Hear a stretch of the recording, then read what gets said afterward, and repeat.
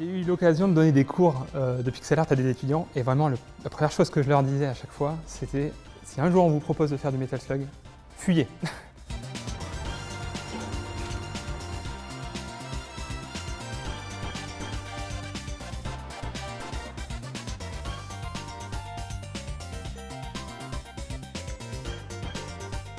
Sur le projet Metal Slug, j'étais à l'origine de l'idée et du projet. Mon rôle, il est vraiment de faire en sorte que tout le monde partage la même vision autour du projet et que les efforts et les talents de tout le monde soient coordonnés pour pouvoir accoucher du meilleur jeu possible. Metal Slug, vraiment on est au niveau, vraiment au sommet du pixel art en termes de design et d'animation. C'est toujours aussi bon en fait. Lancer Metal Slug 2, 3, 4, 5, y rejouer maintenant, c'est le même plaisir qu'à l'époque. Donc ça ne faisait pas sens de refaire Metal Slug.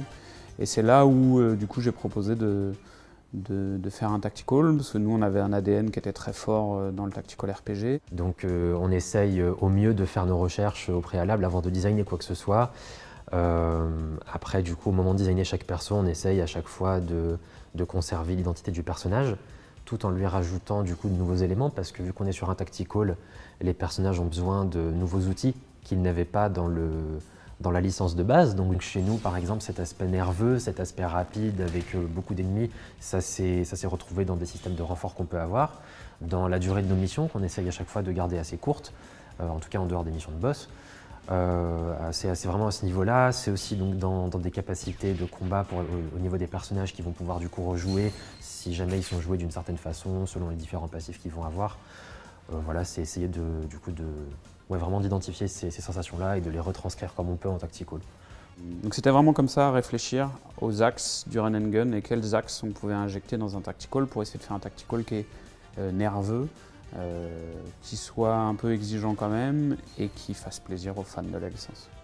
Et il y avait une vraie notion sur la partie design de comment on fait un tactical en injectant des axes de réflexion qui viennent du run and gun pour rester proche de l'IP. Que ça soit avec un rythme de jeu qui soit rapide, avec des parties qui puissent se recommencer.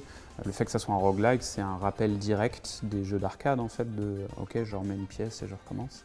Donc on a fait le choix vraiment d'avoir des combats qui sont extrêmement rapides, d'être le plus nerveux possible, déployer très peu d'unités, faire en sorte que le mouvement soit la base de la puissance dans le jeu. C'est une des mécaniques les plus inhabituelles du jeu. C'est le mouvement et le positionnement t'offrent la puissance exactement comme dans un run and gun. Comme Metal Slug, c'est quand même un jeu avec une énorme influence qui est très admiré dans l'industrie. C'était très fun et challengeant d'essayer de proposer quelque chose qui soit au même niveau graphique, parce qu'il a fallu que les animateurs, les graphistes se déchaînent pour donner tout ce qu'ils avaient. Pareil, du coup, on a eu la chance de recevoir des dessins notamment de Tomko-san, qui est une des dessinatrices originelles de la licence. La difficulté, c'était vraiment de se réapproprier l'univers, de le transposer en isométrie, de réinventer ce qui avait été fait.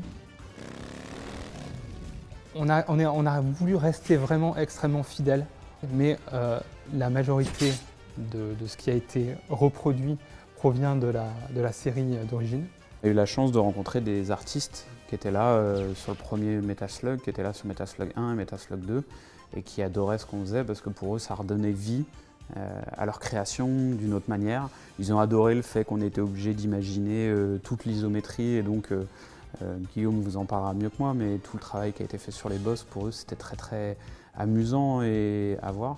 Pour Aeshinero par exemple, on a choisi de le montrer en vrai, en grand, tel que les joueurs ne l'ont jamais vu. On est parti d'un concept art du jeu d'origine qui n'avait servi que d'ébauche, et on s'en est servi comme référence pour vraiment montrer cette espèce de serpent géant qui surgit du sable. Donc vraiment les joueurs pourront aller au-delà de leur expérience de Metal Slug d'origine et voir ce qu'on a apporté la pierre qu'on apporte à la légende Metal Slug.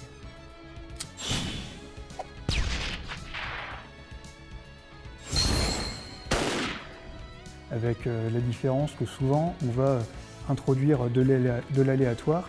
On ne va pas faire juste les missions dans le même ordre, on ne va pas pouvoir se contenter d'apprendre par cœur le déroulé du jeu. Il faut apprendre vraiment au fur et à mesure les mécaniques du jeu.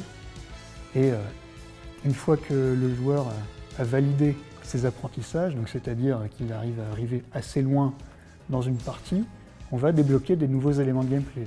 Donc par exemple des nouveaux personnages, ou pour les personnages qu'on a déjà, des nouveaux pouvoirs qui ne sont pas disponibles depuis le début, afin de donner de plus en plus d'outils aux joueurs et aux joueuses au fur et à mesure de leur avancer dans le jeu pour pouvoir aller de plus en plus loin et que le sentiment de puissance, de maîtrise et de compréhension du jeu ne fasse que s'accroître pendant tout le temps qu'on consacre au jeu, quoi. Quand on travaille comme ça sur un jeu avec une IP aussi importante, ce qu'on a envie, c'est de transmettre le plaisir que nous, on a eu enfant, ou même pas forcément enfant, mais le plaisir qu'on a eu sur cette IP, on a envie de le transmettre aux suivants, en fait. Et c'est même le sens même de faire du jeu vidéo, c'est qu'un jour dans notre vie, on a été marqué, on a été frappé par un jeu et qui nous a transportés. Et en fait, c'est cette sensation-là qu'on a envie de transmettre. Donc ouais, on espère que les joueurs vont s'accaparer le jeu, qu'ils vont y chercher tous les secrets qu'on a cachés partout et qu'ils vont y passer des heures qui vont les marquer. Je pense que c'est ça qu'on a envie de transmettre aux joueurs.